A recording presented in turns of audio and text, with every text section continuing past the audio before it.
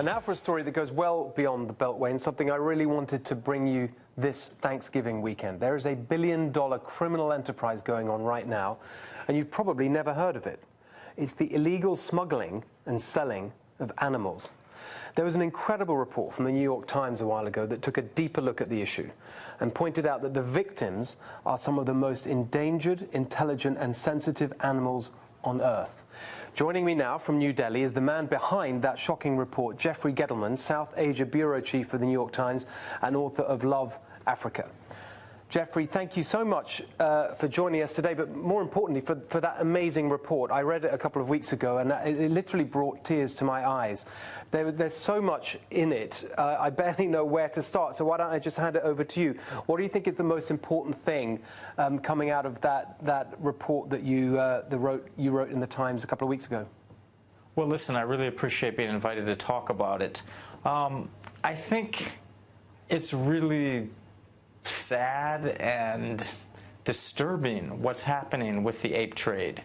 There are many animals around the world that are being smuggled, killed, poached, traded illegally. And what bothered me was that this was happening to man's closest living relatives, apes. And that includes gorillas, orangutans, chimpanzees, bonobos. And these animals are really smart, really sensitive, and what's happening is there's this giant global enterprise connecting buyers in places like Armenia, Dubai, the United States, all over the world, who want to get their hands on these baby apes, either to use as pets or to keep in zoos or just for their own amusement. And these animals live deep in the rainforests in Africa and Southeast Asia. And there's this whole pipeline of smugglers and poachers and businessmen and dealers that snatch these animals out of the forest, put them on ships, often drug them, beat them, abuse them, and then sell them for thousands of dollars.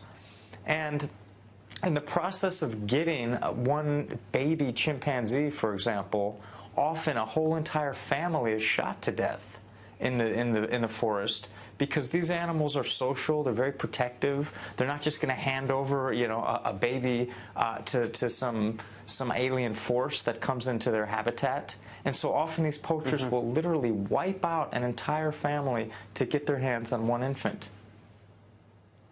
And why do they particularly want the infants? That was a big theme of your report.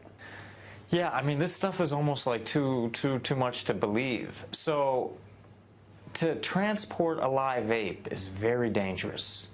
Gorillas are incredibly strong. Chimpanzees are something like 8 times as strong as the average human.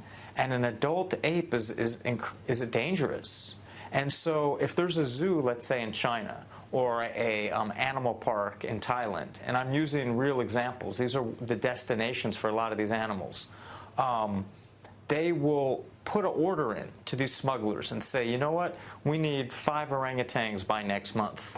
And they want to train these animals to perform in front of crowds and to make money. And so what they'll do is they'll put out this order to these smugglers and these poachers to get an infant, because that is the only ape that's possible to transport across the world. And so then these capture teams will fan out into the forest looking for this particular animal. So I think I know the answer to this question, but I'd love to hear it in your words. You know, people will be watching this, they're at home with their family and friends at Thanksgiving, lots of things on their mind, people are struggling to make a living here in America. Why should they care about this? That's a really good question. The way we treat animals says a lot about ourselves. It speaks to our empathy, our compassion for others. Animals don't have a voice. And I don't mean to get too sentimental about it, but the way we move through the world and through the environment says a lot about us. And I write, you know, as you mentioned in the introduction, I just published a book called Love, Africa, which is a memoir about my experiences over a decade in sub-Saharan Africa.